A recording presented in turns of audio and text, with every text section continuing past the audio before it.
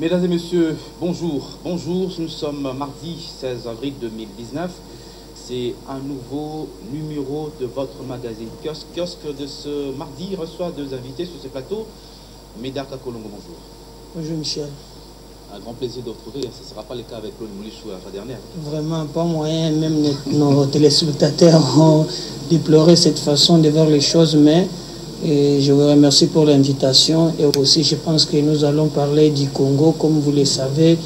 Et aujourd'hui, nous allons demander au président de la République, comme il est en train de faire cette tournée, de commencer à déboulonner d'abord au cash.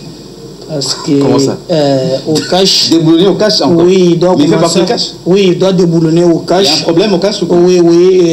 Vous savez, le président de la République, pour les 100 jours, il avait prévu pour 14 provinces, on devait construire des logements sociaux. Et je vous dis aujourd'hui, on a même déjà déboursé 15 millions de dollars. Mais là où les bas blessent, il y a une gestion opaque. Aujourd'hui, à la présidence de la République, je peux vous dire que c'est les 15 millions, on est allé chercher une entreprise qui n'a rien à voir avec la construction. Non, qui s'appelle... On sait qui, c'est ça. Mais ce sont les gens qui gèrent. Il y a un directeur de cabinet qui s'occupe de l'administration de la présidence.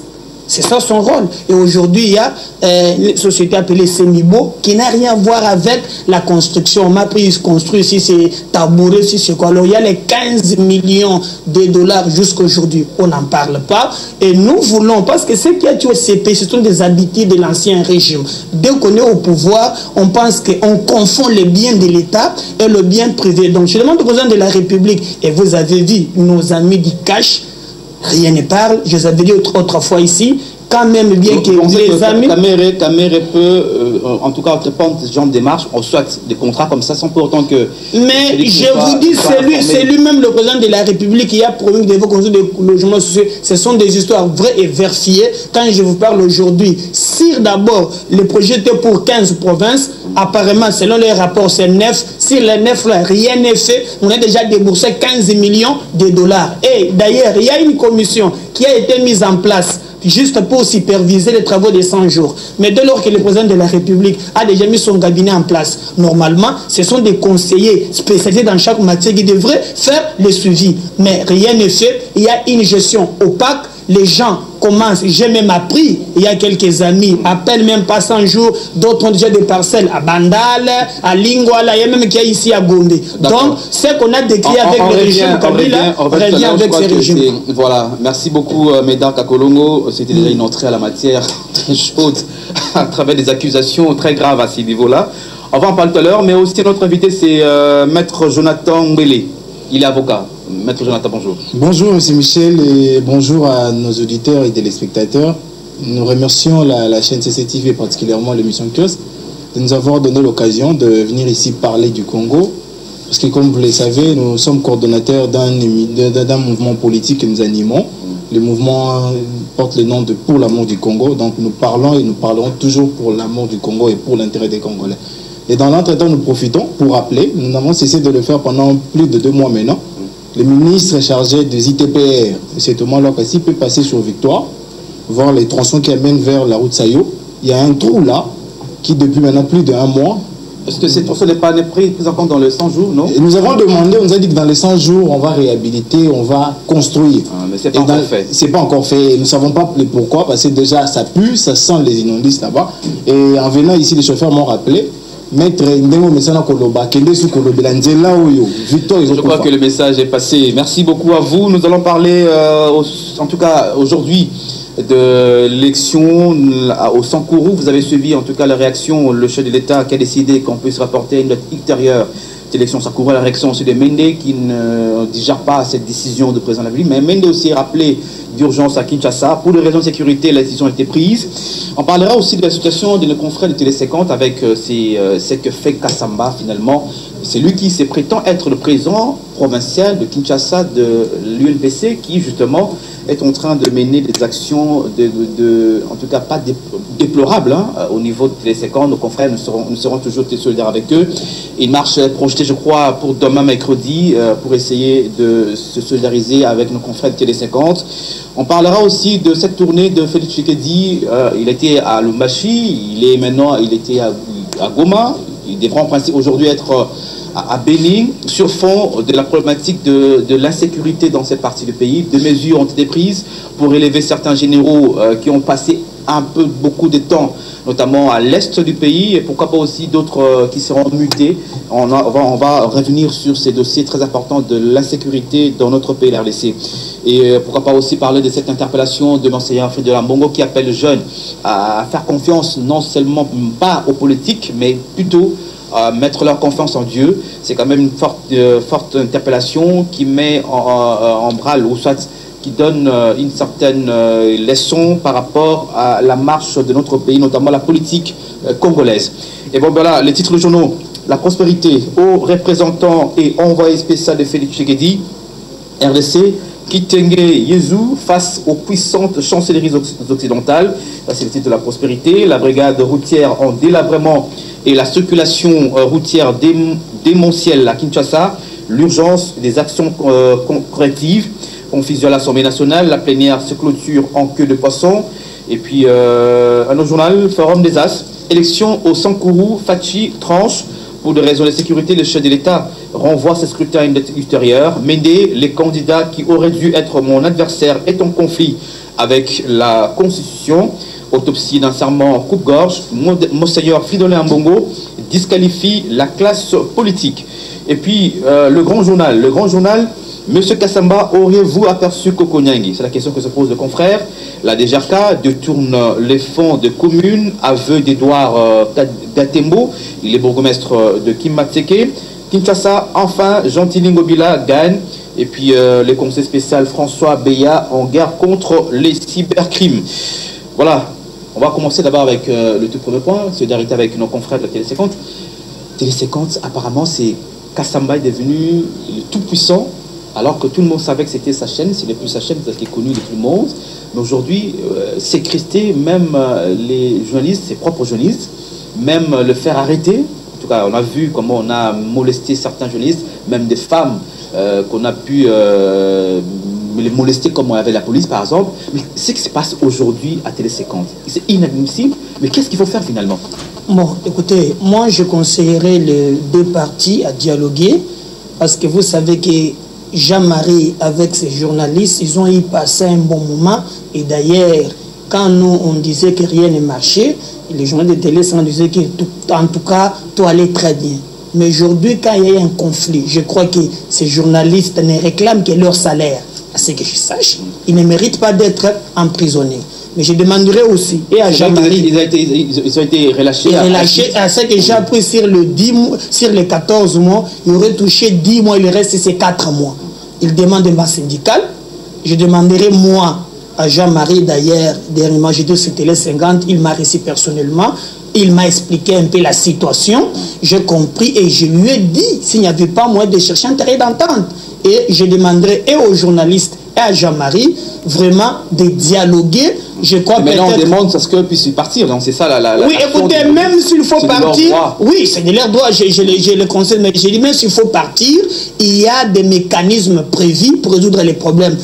Arrêter les journalistes, parfois il y a aussi le jeu de Kouloubé, ça n'arrange pas, ça ne fait qu'envolumer les problèmes. Donc moi je demanderai deux parties de trouver un terrain d'entente d'ensemble envers de sauver Télé 50. Nous avons besoin aujourd'hui de ces Télé 50, comme vous avez besoin de CCTV, vous voyez, aujourd'hui ça a tellement amélioré. Moi j'étais sur Télé 50 où vraiment j'ai critiqué l'ancien régime. Je pensais peut-être qu'on pouvait m'arrêter par un journaliste. Ils m'ont laissé tout dire. L'ère de la démocratie sur la République démocratique du Congo, nous avons besoin de tout le monde. Donc Jean-Marie doit comprendre que ses employés revendiquent leurs droits, qui dit reste est constitutionnel. Il n'a qu'à trouver un terrain d'entente au lieu de faire les forcing.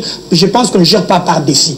Donc, il doit comprendre, et les journalistes doivent comprendre quand même que non, ils ont eu à traverser des bons moments avec Jean-Marie Kassamba. Il n'allait pas dire que parce qu'aujourd'hui il y a des problèmes, ils doivent tout oublier, non, la reconnaissance de ces mondes. Moi, si c'était bandé de moi, j'aime qu'il y ait un terrain d'entente qui trouve une solution à l'amiable. Vous êtes avocat, la démarche personnelle de Télé 50, c'est quand même fondée, certes, mais à voir toutes ces actions menées contre les journalistes, je crois qu'ils sont dans le droit de réclamer finalement qu'ils partent. Oui, bon, le dossier Télé 50, c'est un dossier simple. C'est simplement parce qu'il y a eu une personne qui s'est enflée dans son propre orgueil et n'a pas voulu entendre Parce que je me rappelle, à moins que les sources me trompent, l'avocat de journaliste Télé 50 a écrit officiellement à M. Kassamba. Et cette lettre a souffert d'une réponse. Et c'est ce qui a amené à ce que nous vivons aujourd'hui. Donc la situation, elle est tellement simple. Les gens demandent quoi? C'est de l'argent. De l'argent pourquoi? Pour un travail dur, un travail accompli avec temps et avec dévouement. Nous avons vu comment Télé 50 nous a couvert des événements ici. Avant, c'était Télé 50 où il faut beau vivre et tout. Maintenant, ça pose problème. Donc, moi, personnellement, je pourrais simplement demander à M. Kassamba. Il est certes vrai que c'est souvent difficile. Arriver à un certain stade de la vie, on n'aime plus descendre. Il faudrait qu'il accepte de descendre. Il y a quelqu'un qui m'a dit, Jonathan, il est souhaitable de partir avant qu'on vous le fasse partir. Mais c'est qu'il ne fait pas attendre de Kassamba. Kassamba, il se croyait le tout-puissant, même les patrons de Télé 50, alors qu'il était un travailleur comme tout tant d'autres travailleurs. C'est ça le problème. C'est simplement parce qu'il y a eu quelqu'un qui s'est tué pour donner de l'espace à M. Kassamba. Les propriétaires, moi personnellement, je ne les connais pas. Est-ce que le comportement de Kassamba aujourd'hui, il est aujourd'hui président provincial de l'UMPC, est-ce que c'est un exemple à suivre? Est-ce que, en termes de moralité, il ne peut pas lui-même dire, écoutez, je me suis mal comporté et que je me retire de moi-même, par exemple? En fait, moi, je me pose la question. En fait, nous avons pris le luxe de considérer au Congo qu'à un certain moment, les ridicules ne peuvent pas tuer. C'est ça le grand problème. Kassamba est président et il gère des entités, il gère des organes de presse. Et quel est le message que lui va véhiculer à ces organes de presse-là?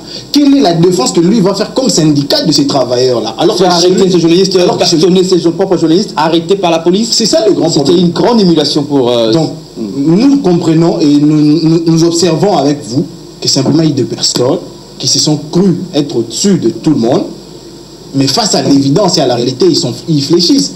Et moi, j'encourage et je soutiens la démarche des journalistes de Télé 50. S'il y a un patron qui n'entend pas, un patron qui ne vous écoute pas, que faire de lui? C'est dans ce climat-là, ils vont encore travailler ensemble. C'est ça la question. Est-ce qu'ils vont être soumis à lui? Nous n'aurons pas de licenciements et de révocations en cascade. C'est ça le grand problème. Il a commencé à le faire. Il a commencé à le faire. Donc, nous aimons Télé 50. Nous voulons de Télé 50. Et nous voulons de ces journalistes-là. Je prends l'exemple de Floris Antotou. C'est un monsieur qui s'y connaît dans son domaine. Pour ne pas citer M. Fabien et tout le monde. Donc, nous invitons M. Kassamba de bien vouloir partir avant que les marches et tout ne puissent le faire partir. Une personne disait que, bon, de toute façon, c'est aussi un sujet français. Hein. Il ne peut pas commencer pas aussi venir faire souffrir les journalistes congolais alors que c'est un sujet français. Tout le monde sait que Kassamba a une double nationalité, française et congolaise. Mais en réalité, là où les bas blessent, la presse doit s'assumer dans notre pays.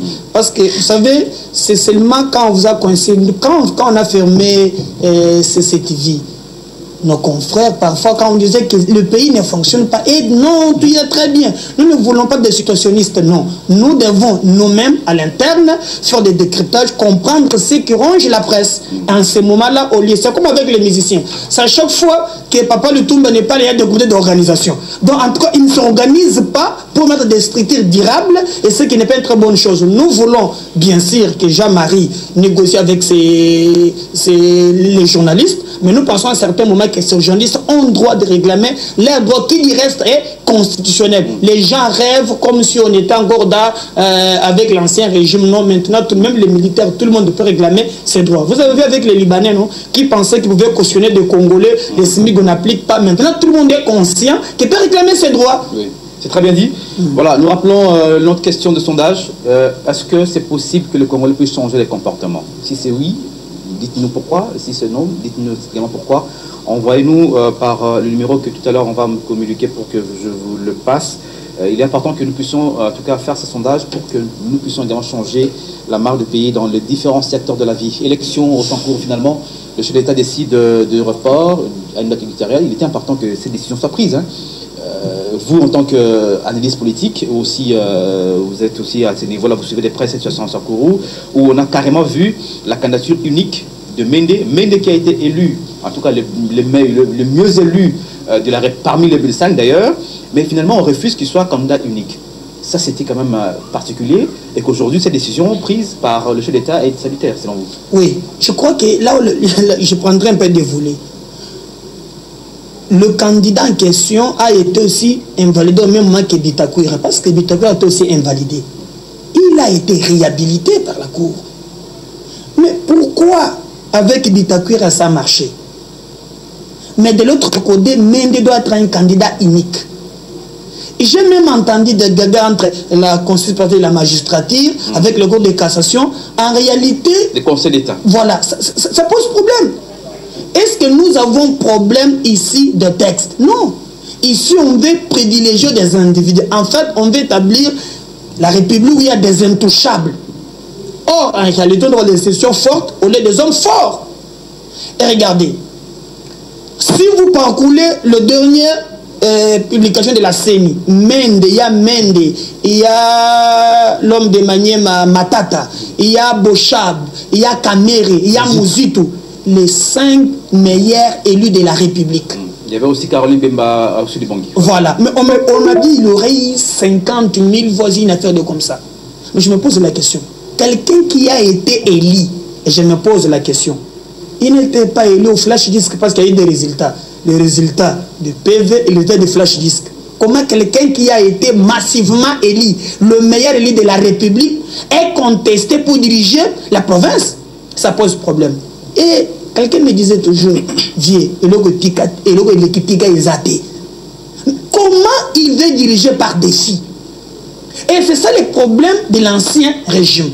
Il est vacciné. En réalité, même si je suis là, les intérêts des gens de Sankourou ne m'intéressent pas, c'est mes propres intérêts. Et chose grave, j'aurais même, il a dit que non, même si le président de la République me dirait de mériter, je ne le ferai pas, parce que ma famille politique me soutiendra. Donc en réalité, dans ces pays, nous avons une famille politique qui peut s'opposer directement à la présidente de la République. Et le président doit ouvrir les pour comprendre que ça ne marche pas. Mais les décisions qu'il a prises sont sanitaires. Parce que vous savez, les conflits parfois commencent par le propos des politiciens non contrôlés. Regardez l'histoire des Kamouena, comment ça a commencé. C'est un petit problème qu'on pouvait gérer, mais on n'a pas pu gérer ça. Il y a eu des millions de morts. Nous venons d'écouter Yumbi, il y a des morts. Je me pose la question, ces gens-là, est-ce qu'on ne peut pas gouverner, c'est prévoir? Est-ce qu'il pense qu'il va diriger comme ça? Et quand on va encore tuer, comme c'était, il est habitué avec l'ancien régime sanguinaire, même quand on tue les gens, apparemment la vie humaine n'a aucun prix. Au-delà de Mende qui sont tête, bien sûr, pour être candidat unique, mais on a vu quand même des scènes un peu désolantes, hein, entre le Conseil supérieur de la magistrature et entre le Conseil d'État, qui décide d'ailleurs de pouvoir réhabiliter, dans son arrêt réhabilitant l'autre candidat, mais que le Conseil supérieur de la magistrature puisse intervenir pour dire clairement que l'arrêt rendu par le Conseil d'État est inexistant pratiquement. Vous, en tant que juriste, comment vous interprétez un peu cette action que beaucoup ont décriée à ce niveau-là? En fait, le dossier Sankourou, c'est un dossier simple, mais par des récupérations politiques, nous l'avons aggravé jusqu'à l'amener là où les dossiers se trouvent maintenant. Là. Conseil d'État, CCM qui s'auto-torpille et oublie même qu'il y a des lois qui existent. Moi, je me rends compte, au fait, on finit, que nous sommes en face de personnes qui ne sont pas là pour appliquer, mais pour exécuter des ordres. Je dis bien des ordres. Simplement parce qu'il y a eu un arrêt du Conseil d'État qui, du reste, fait office de juridiction d'appel de la Cour d'appel, réhabilitant le monsieur dont la CENI s'est entêtée de ne pas vouloir l'appliquer. Et le CCM, à moins que cette information soit fausse, le CCM, dans son communiqué, il a bien dit que c'est sur demande du chef de l'État qui a demandé que le CCM donne un avis. Le CCM ne peut pas donner un avis sur un arrêt, qui est une décision de justice. Ça passe pas. Les décisions de justice sont rendues au nom du chef de l'État, exécutées au nom de la population congolaise. On doit l'exécuter simplement, en lieu et place de vouloir privilégier l'intérêt. Quand je suis Mende qui dit que même si le chef de l'État lui demande de se retirer, il ne le fera pas parce que sa famille politique le soutient. Monsieur Mende, vous vous trompez. Ce jour-là, dans la salle, il y a eu 8 députés seulement sur les 25. Avec 8 députés, vous êtes sûr qu'en étant deux comme challenger, vous allez gagner? Non. Les élections sont libres. Les ambitions sont exprimables. Nous avons vu des gens qui ont été candidats. Et puis après, ils se sont retirés. Je cite le cas de M. Bayende, par exemple. Pourquoi ne pas laisser M. Moukouma compétir si et seulement si M. Mende est sûr de sa famille politique et de leur soutien? Parce qu'ils sont majoritaires à l'Assemblée. C'est pas aussi contradictoire par rapport à la démocratie. La démocratie veut il faut que le choix... C'est ça, les droits être électeurs éligibles, c'est ça. Peut-on faire un choix sur une candidature unique? Ça passe pas. Et puis nous avons la réponse de ce processus électoral. J'ai dit dans une chaîne de télé que nous aurons des réponses de ce processus électoral avec la force du temps. Et aujourd'hui, la force du temps nous parle. Même parmi les 5 meilleurs élus de la République, régnés par sa population qui l'a voté. Par les grands électeurs. Comment on explique ça? Non, il y a eu des marches de la population d'abord, avant que les grands électeurs le retirent. Il y a eu des démarches de la population. Et il semblerait qu'il y a même 2 tribus déjà là qui ne sont pas d'accord pour lui. Et ça, nous ne permettons pas parce que nous avons subi des guerres dans ces pays. Nous avons perdu 2 compatriotes congolais. Ce n'est pas parce qu'une personne s'entête que nous allons encore perdre. Non, et ça, nous ne le permettrons pas. Mais ce qui est grâce à que la CENI apparemment appuie Mende et le Conseil supérieur de magistrature appuie Mende. C'est ça le problème aussi. Appuyer Mende face aux lois, face aux décisions de justice, ça passe pas. Parce que nous saluons la position du chef de l'État, bien que ça ne devait pas arriver.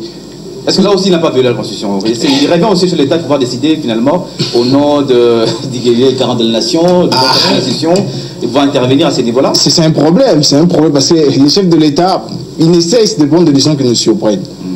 Aujourd'hui, suspension des installations des sénateurs, suspension des élections. Nous nous posons la question, le président de la République s'arroge tout le pouvoir. Parce qu'il y a un ministre sectoriel qui est le ministre de la Justice. Donc, pourquoi ne pas enjoindre au ministre de la Justice? Donc, au nom de la séparation du pouvoir, c'est ça? Au nom de la séparation simple du pouvoir. Et si et seulement si, nous l'avons vu lors du régime précédent, où les présidents enjoignaient, pourquoi ne pas le faire maintenant? Au lieu de prendre le risque de venir, le président de la République décide. Et puis ces gens-là, quand ils passent pour lire les communiqués, ils sont clairs. Sur demande du président de la République, le président de la République ordonne, monsieur le président, avec ces charismes-là, que la République va évoluer. Les dossiers Mende, en tout cas, j'invite à la magnanimité, à la souplesse de Mende. C'est un monsieur qui, malgré qu'il a servi un régime que nous déplorons, il a fait son travail. Il a été là dans le lobbying, dans le riposte, médiatique ou pas. C'est le temps. Il semblerait qu'il est sénateur. Et même député national. Donc, député national. Et pourquoi ne pas rester au Parlement, par exemple? Nous aider à avoir des lois dignes et respectueuses de la République. La honte, c'est vrai qu'on est au-delà de tout. La décision, le communiqué du Conseil d'État était clair à ce niveau-là. Donc écoutez, il faut que l'arrêt soit appliqué, strictement appliqué. Je crois que c'est quand même à saluer cette perspicacité de celui qui dirige aujourd'hui le Conseil d'État. Je citais le professeur Vondawe, par exemple. Effectivement, je crois qu'il n'a pas voulu céder à cette bêtise judiciaire de Conseil. Il a même été débarqué de la Cour constitutionnelle. Nous savons que dans ces pays, même si la politique ramène tout le monde au rabais, mais il y a quand même des intellectuels qui aident quand même, parce que nous, la jeunesse, nous avons besoin de repères. En fait, nous avons parfois des politiciens sans foi ni loi qui pensent qu'ils peuvent tout faire, on a des intérêts égoïstes. Je salue. Mais lorsque c'est un politicien, mais lorsque ça passe au niveau, par exemple, de ceux qui sont censés avoir la maîtrise du droit, mais écoutez, professeur d'université, vous n'avez qu'à demander à Ntamouembe qui vous a dit qu'ils sont de 3V, il a tout déterminé. Ntamouembe était clair sur ces problèmes, sur les 3V. Il a même décrit, alors qu'il était ministre de la Justice, il nous a montré que le juge, vraiment en réalité, les juges est souple pour nous faire arrêter. Et quand on dit des injonctions, c'est le lendemain, vous êtes emprisonné. Moi, je rencontré... Même sans honte, sans scrupule. Voilà, moi, vous savez quand en changeant même les droits qu'on apprend aux étudiants à l'université, finalement, il y a la poursuite. On a vu à l'époque avec le professeur Yamirungu, qui parle de la corruption et subordination des témoins. Aujourd'hui, le Conseil supérieur de la magistrature vient pour casser un arrêt rendu par les Michel, est-ce que vous savez, le jour où on a dit seulement que Jean-Pierre Bemba a été condamné par la CPI, vous avez vu avec la vitesse avec laquelle les gens ici se sont précipités pour vous des dossiers ici. Mais posez-vous la question, on a cité que Nanga détourné les millions de pêche qu'il a à la recherche des infractions. Mais est-ce que vous l'avez senti? Quand vous avez une justice qui répond au mot d'ordre, c'est pourquoi nous encourageons le système de déboulonnage. Il faut déboulonner ces magistrats-là. En réalité, le pays ne fonctionne pas. Nous saluons, nous disons à ce qui nous concerne, mais aussi une autre dimension. Regardez, aujourd'hui, au FCC, les loups se mangent entre eux-mêmes. Parce que n'oublie pas que même tel qu'il est là, il y a aussi d'autres caciques. Au FCC, les gens se bousculent pour des postes. On dit que la situation à Kassankourou, c'est entre eux. Il y a là, il y a aussi Kitundu, il y a l'ancien ambassadeur Charles Okoto. Donc en fait, les loups s'entretuent. Et vous, ce n'est pas seulement lui. Il y a aussi d'autres caciques. Vous allez voir avec la formation du gouvernement, ils vont s'empoignarder parce que ceux qui tuent les politiciens, c'est le train de vie. Vous avez un politicien, quelqu'un qui disait, oh, il y a 5 kilos et un bombe. Mais avant, il était un pauvre comme nous. Mais vous accédez au poste, vous mangez 5 kilos. Mais le jour où vous ne serez pas là, c'est pourquoi ils font tout juste pour rester au pouvoir. Et ils pensent qu'en dehors des institutions, ils n'auront pas à vivre. Ils se réveillent un beau matin comme c'est l'illustration. C'est fou, ils veulent sortir avec les frais de l'État, tout. Ils ne vivent qu'avec les frais de l'État. Donc, quand être en dehors des institutions, c'est la moi pour lui. Raison pour laquelle ils se battent, ils feront tout pour s'accrocher. Même si on tue les gens, rien ne les intéresse. C'est pourquoi nous demandons au président de la République, lui qui est le garant des bons, je crois qu'il est juriste bien sûr, mais vous savez à un certain niveau, le président de la République, c'est lui-même, on prévoit qu'il peut convoquer le conseil des ministres à un certain niveau, il doit prévoir, parce que si on ne prévoit pas, je vous dis, regardez, quand on dit par exemple, on doit libérer les prisonniers, vous avez à un moment créé des raccourcis tantôt, pas de 250 mètres, tout ça, donc il fallait vite ici sur cette histoire. Voilà. Hein? Voilà, Maître Jonathan, pourquoi aussi Mende a peur de Makoumadi? Pourquoi il doit-il pas peur d'un candidat? C'est ça le problème. La réponse est simple, c'est pas n'importe quel candidat, c'est un candidat qui pèse. Déjà, les FCC est majoritaire dans l'ensemble professeur du Sankourou. Ils ont 25 députés, ils ont, d'après les informations de notre possession, plus de 20. Mais pour les reports des élections à la date du samedi, là, même se retrouver avec 8 élus seulement dans la salle, ça craint sérieusement. Et s'il faudrait, dans ces conditions-là, être à 2. Il ne peut pas vivre aussi tout en n'étant pas, par exemple, gouverneur. C'est la demande que nous formulons en tout cas, pour l'intérêt du Sankourou et l'intérêt de la population toujours comme gouverneur. En fait, c'est ce que Médard a dit tantôt là, c'est le train de vie, les éloges, la gloire, les escortes, c'est ce qui pose problème. Le chef coutumier du ministère de la Communication et des Médias, en fait c'est ça. Il a aussi élu. Étant un simple député, sauf si vous le demandez, vous avez droit à un garde du corps, pas de cabinet, pas quelqu'un qui vous appelle Excellence, il n'y a pas. Mais en étant gouverneur, vous êtes appelé Excellence. Il y a les détachements d'honneur pour vous dès que vous arrivez au cabinet. C'est tout ça qui pose problème. Voilà pourquoi vous avez vu même les élus FCC s'empoignarder. Je prends le cas du Nord Ubangi. Nous avons eu CDA, nous avons eu l'actuel gouverneur élu, Isato, qui est du FCC. Mais ils se sont empoignardés pour ne pas citer que c'est là. Donc c'est les trains de vie, les positionnements. Comme l'a dit Médard, les carburants, les vacances à l'étranger, les passeports rouges. Mon Seigneur Ambonga a raison de dire, interpeller vous jeunes par exemple, ou nous jeunes par exemple, de dire écoutez, il ne faut jamais faire confiance à ces politiciens. Ce sont les personnes qui se servent de la jeunesse. Les politiciens se sont servis de la jeunesse. Même l'élection, par exemple, c'est un peu de politique. Nous l'avons vu pour les élections, par exemple. La jeunesse a produit le seuil. Mais pour qui soit élu à la fin, ce sont les présidents des partis politiques qui sont élus. Vous voyez les taux de la jeunesse dans l'Assemblée. Vous me donnerez raison. Simplement parce qu'ils ont compris que la jeunesse a de l'énergie. La jeunesse a des initiatives. Il faudrait que nous puissions les prendre. Et moi, j'invite, et c'est ça notre plaidoyer au niveau du mouvement pour l'amour du Congo, que nous devons, nous jeunes, nous prendre en charge. Pas pour aller casser, mais simplement comprendre que l'intérêt du Congo prime avant tout. Et que si nous devons agir, c'est dans le sens et dans la direction du Congo. Nous savons que ça comme sol. Évitez d'être aussi manipulé, c'est ça aussi. Pour vous, le jeune, vous êtes trop manipulé par ces politiques, malheureusement, et vous regrettez aujourd'hui que vous ne soyez pas pris en compte. Moi, d'ailleurs, je ne serai jamais d'accord avec cette histoire-là de la nouvelle génération. Non, en politique, il n'y a pas de cadeau. Vous n'allez pas dire à Kengo Andondo qui se bat, il est là parce que vous êtes jeune. Non.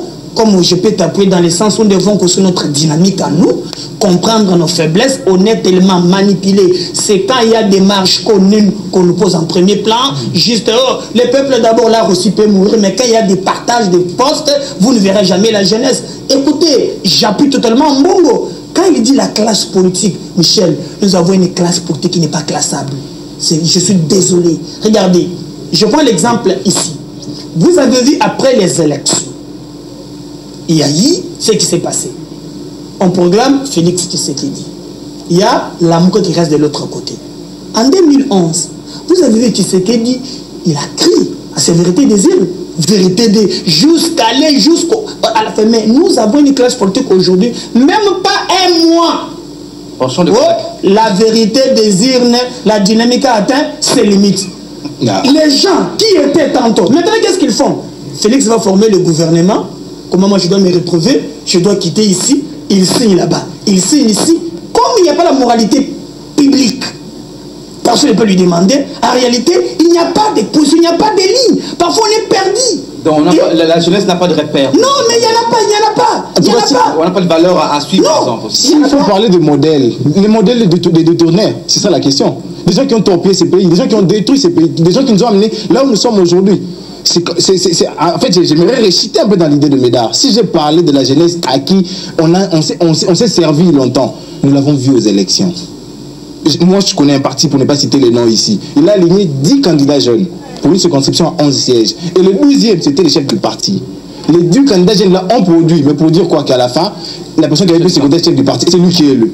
Et c'est là le problème. C'est pourquoi nous disons que la jeunesse doit se désolidariser de cette classe-là et prendre les choses en main pour dire que non, maintenant là c'est notre tour, nous devons agir comme le mouvement pour l'amour du Congo. Nous agissons en étant jeunes. Vous ne verrez jamais quelqu'un de 70 ans à nous. Nous les consultons pour avoir des informations et connaître ce qu'est l'histoire de notre pays, mais pour la prise de décision, nous agissons et nous posons des actes. Très bien.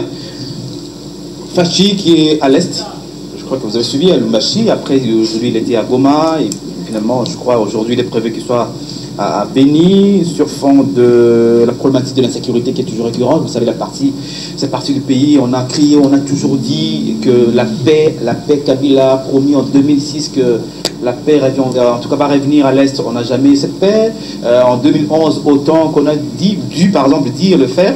Mais Fachi est arrivé aussi, la campagne, la promesse l'une des promesses de campagne, c'était, écoutez, je suis élu président de la République, je vais m'installer à Béni principalement pour que nous finissions avec ça. Mais finalement, la décision fondamentale, c'est qu'aujourd'hui, il faut essayer de relever un peu certains officiers généraux qui ont passé beaucoup de temps au niveau de l'Est, par les pays. Est-ce que vous pensez que c'est sur des solutions qui doivent produire des effets par rapport à la problématique de l'insécurité à l'Est? Je salue cette initiative, mais permettez-moi un peu, j'étais un peu inquiet par rapport à la visite du président de l'RP, par exemple, à Lubumbashi. Il a parlé de la sécurité, mais sans pour ne pas toucher l'homme orchestre. Tout le monde connaît ces Gédéon Kyungu qui crée la terreur. Et le président de la République devrait donner une position claire. Vous savez, mais il y a une recommandation qui était donnée, par exemple, au niveau, à l'issue de ce conseil, de Conseil supérieur de la défense, par exemple. Non, écoutez, Michel, je parle de Gédéon, vous savez qu'il a créé le triangle de la mort. Il y a un maître ici, des peines complètes, des peines incompressibles, où on ne peut jamais réduire. L'homme a été condamné pour crime contre l'humanité. Il a ouvert les femmes du ventre. C'est lui le moteur, en réalité, de tout ce qui se fait là. Oui, de tout ce qui se fait. Alors, moi, je pensais que le président de la République, comme il a dit de Boulonnais, il devait donner des injonctions sur cette histoire. Et l'homme circule librement. Il a déjà été, je crois, amnistié. Il n'a jamais été amnistié, monsieur. Écoutez, attendez, je vous donne la parole. Oui. En même temps, il est revenu en grande pompe reçu par les autorités politiques administratives de Katanga avec le polo de Kabila. En même temps, il a créé un parti politique qui est membre de la majorité présidentielle. C'est là où nous disons, il y a ce qu'on appelle en politique le devoir de redevabilité. Félix vient d'arriver. Cet homme, nous ne pouvons pas encourager. Michel, c'est grave. Moi, j'étais à Lubumbashi. Si on vous donne des témoignages, c'est grave. C'est grave. Il n'a jamais ni amnistié, ni grâce. Et d'ailleurs, les faits pour lesquels il a commis, on n'amnistie jamais. Il n'y a pas des amnisties. C'est les crimes imprescriptibles. Voilà, là, il n'y a pas vraiment d'amnistie. Et j'ai entendu le président parler, il n'a pas cité l'homme en question. Il y a des noms qu'on doit citer. La problématique de sécurité, ce n'est pas seulement Gédéon, je crois que c'est global. Non. Aujourd'hui, on parle de sécurité à Lubumbashi, par exemple, où on tue les gens, on entre dans les gens. Je vous dis, si vous demandez, allez-y demander l'homme et l'homme orchestre. Et nous devons voir le président de la République rétablir l'autorité de l'État et nous donnons des signaux pour dire nous ne voulons pas la République des intouchables. Vous savez, la vie humaine sacrée. On a tué aujourd'hui Russie. Des procès qui ne terminent jamais dans ces pays, qui n'aboutit jamais. Il y a des procès. Oui. Vous voyez, oui, alors, moi je pense que non. La solution passera d'abord. C'est une solution? Oui, je vais prendre un exemple. Si on commence par les gens comme des Gédéons seront sanctionnés à l'Est. Vous avez entendu, il y a des rapports de Global Witness qui nous ont dit clairement qu'il y a des généraux qui ont déclaré minier à l'Est. Il va même des permis d'exploitation forestière. Comment ça on va sécuriser? Il est s'occuper, il vend ses minéraux, il s'occupe de la forêt. Qu'est-ce qu'il va faire? Et ils se sont même habitués, il a 4 à 5 femmes. À la fin, c'est la nuit, il est dans des boîtes de nuit, il va un peu se défouler, on peut vous tuer comme des mouches. Comment voulez-vous? Nous avons comme les services comme l'ANER, service d'intelligence. Regardez comment on tue à l'Est. C'est le même mode opératoire. Mais que fait notre service de renseignement? C'est de comprendre comment ces gens arrivent à opérer chercher des moyens pour pallier. Le problème n'est pas seulement au niveau de la permutation, parce qu'il ne suffit pas de permuter pour assurer une sécurité. Non, une sécurité, ça se prépare. On dit qu'il y a des compétitions internes aussi dans l'armée. Ça se prépare. Et c'est la question de la relève, en fait. Un général qui s'est retrouvé pendant 10 ans à l'Est, il a géré ses coins opérationnels pendant 10 ans. C'est quelqu'un qui s'y connaît. Il connaît les entrées et les sorties. Maintenant, c'est lui qui ne connaît pas l'Est. Il vient par exemple du Bas-Congo. Vous le ramenez là-bas. Vous pensez que dans 2 mois, il va maîtriser l'Est. C'est un problème. C'est pourquoi il fallait prendre du temps. En tout cas, moi, dans mon humble, il fallait prendre du temps. S'il ne faut pas prendre du temps, le président devait faire appel aux anciens généraux. Je prends l'exemple, par exemple, d'Alonga Boni. C'est un monsieur qui s'est connu dans le domaine militaire. Pourquoi ne pas les rappeler? Vous ne pouvez pas nous aider avec l'Est du pays, là. Même s'il ne va pas être là pour gérer, mais il peut donner des orientations à celui qui va être là. Permettez, c'est bien bon. L'armée doit fonctionner dans un système rotatif. Et c'est un peu ce qu'a fait le maréchal avec le gouverneur. Quand on voyait qu'il colle les Kanda Goma et puis c'est en fait ça le souci. Mais il faut le faire en assurant la relève. Mettre des gens qui valent, des gens qui vont travailler pour l'intérêt du Congo et qui ne vont pas aller se faire des carrières minières également là-bas. Parce qu'arriver sur le terrain, il y a des offres qui se donnent. Voilà, si tu nous aides à faire ça, on te donne ça. Mais si c'est quelqu'un qui ne connaît pas, quelqu'un qui n'est pas aguerri, par exemple, vous enlevez un lieutenant pour mettre un colonel. Qu'est-ce que vous pensez? S'ils ont géré un général. Mais à l'époque, on a vu des généraux qui sont aguerris, qu'on a envoyés à l'Est. Vous avez Moussa Babé, par exemple. On a eu, par exemple, à l'époque, le colonel Mabundala, qui est devenu général, en tout cas, paix à son âme. On a aussi le général Baoma, qui étaient là, qui ont fait des exploits militaires importants, mais du coup, on les a tous. En tout cas, paix à l'air arabe, et puis ce sont des vaillants soldats. Des vaillants soldats. Moi, par exemple, j'ai habité un moment avec la famille Baouma. Je vous dis, c'est un monsieur qui ne pouvait pas venir chez lui pour 2 jours. Il vient, il repart. Et le langage était clair. Vous êtes ma famille, mais là, il s'agit de la patrie. La question de la patrie était supérieure à ses besoins personnels. Et aujourd'hui, nous avons dans l'armée, là, dans la FARDC, nous avons des généraux capables de faire ça. Ces gens qui ont bénéficié des formations militaires adéquates, par exemple, aux frais de la République. Pourquoi on ne le suit pas? C'est ça le problème. En fait, le président Félix vient d'arriver. C'est aussi une question. Et il doit avoir des assises. Les assises, il doit connaître. C'est pourquoi vous voyez, dans ses entrevues, il a l'habitude de trop passer dans des domaines militaires. Parce qu'il doit connaître, il doit s'enquérir de la situation. C'est à ce moment-là qu'il va commencer à propulser. C'est pas parce qu'il est descendu, il dit, bon, celui-ci part, et puis on met... Non. La question de la relève est très importante, parce qu'on ne peut pas avoir des généraux éternels dans un coin. Non. On doit avoir cette permutation. L'armée qui n'est pas homogène. Non, je vais dire... Au-delà des hommes qu'on n'utilise pas, il y a aussi des problèmes de moyens, logistiques, on ne donne pas à l'armée, les compétitions internes. Il n'y a pas seulement aussi... Il faut quand même rappeler que l'Est du pays, moi j'ai été là-bas plusieurs fois, à Beni, à Butembo, à Goma, un peu partout dans ces milieux-là. Mais le problème, ce n'est pas seulement les forces armées congolaises, mais il y a aussi d'autres groupes armés qui écument l'Est. Plus de 150 d'ailleurs qu'on parle. Il y a aussi même la MONUSCO qui est impliquée dans d'autres aspects.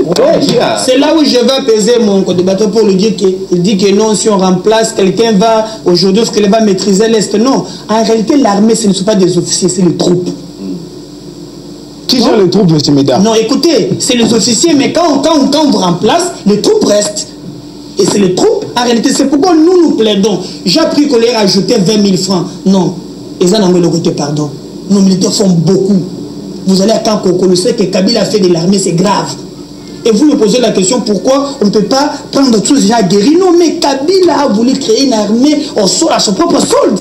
C'était l'armée qui répondait au mot d'ordre. Quand il y avait des marches ici, vous avez vu des bérets rouges caboulés. Moi, j'ai manifesté dernièrement avec le marche de CLC. On était à l'église là. Nous avons l'armée avec des chars de combat comme sur des assassins. Mais quand on tue à l'Est, le FDLR est là. Et je me pose toujours la question. Si Félix peut nous éclaircir cette histoire, il vient d'arriver. Les FDLR apparemment sont des rebelles rwandais.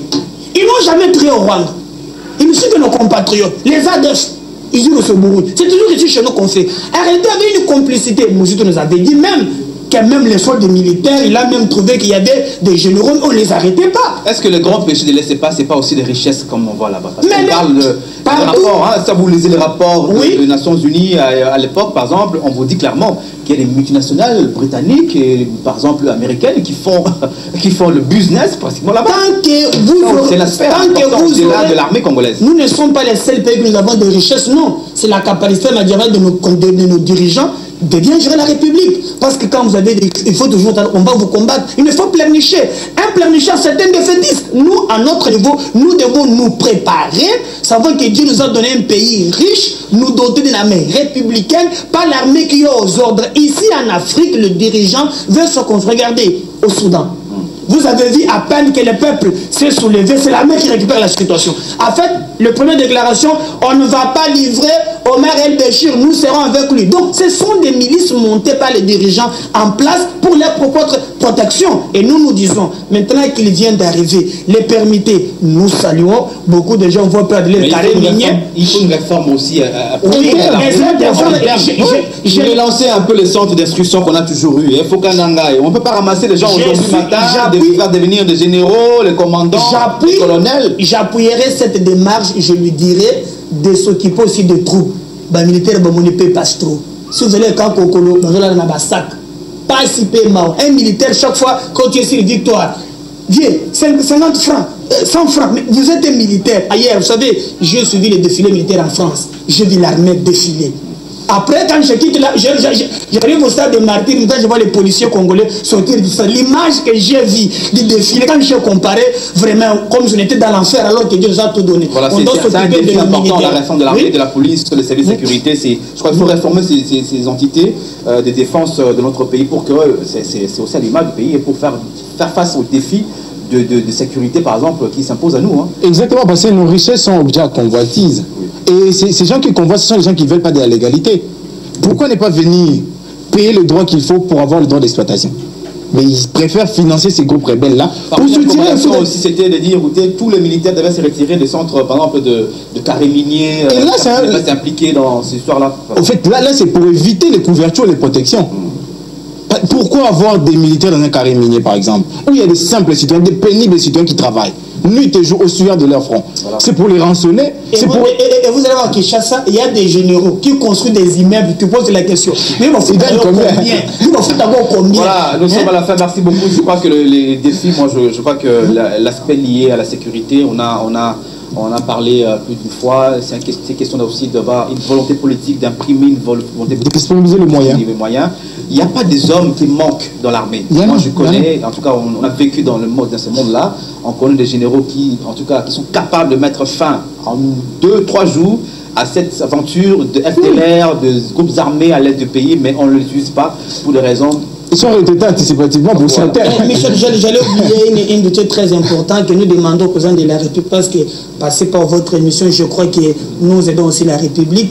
Il y a à la présidence, vraiment, on doit déboulonner, comme j'avais dit, il y a un domaine qui doit être spolié bientôt là, Greg Witt. a travaillé pour la République, à ce que je sache, mais apparemment le gouvernement n'a pas payé. Maintenant, Tiba Levé joue son dernier coup pour céder, qui est, je crois, Mitendi là, les concessions présidentielles, enfin, qu'on pense à Greg Witt. En réalité, on va donner à Greg Witt, mais on va se morceler des parcelles. Nous demandons au président de la République de bien décider cette histoire-là.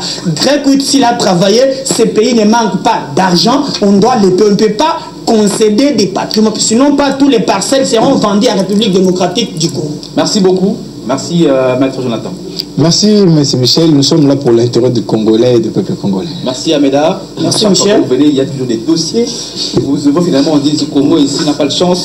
Ou comment, mesdames et messieurs, nous sommes à la fin de cette émission. Merci à Moro Jambé, à Lola Kinyama. Je vois Doudou Motier qui vient d'arriver. Doudou Motier, il y a beaucoup de remarques à ce niveau. Les formats de 4 invités, les gens ne veulent pas. Hein, je le dis ouvertement ici. Thierry, donne-nous l'occasion, en tout cas pour nous et pour les téléspectateurs, de suivre le débat, comme on a suivi aujourd'hui avec des invités. Je crois que le monde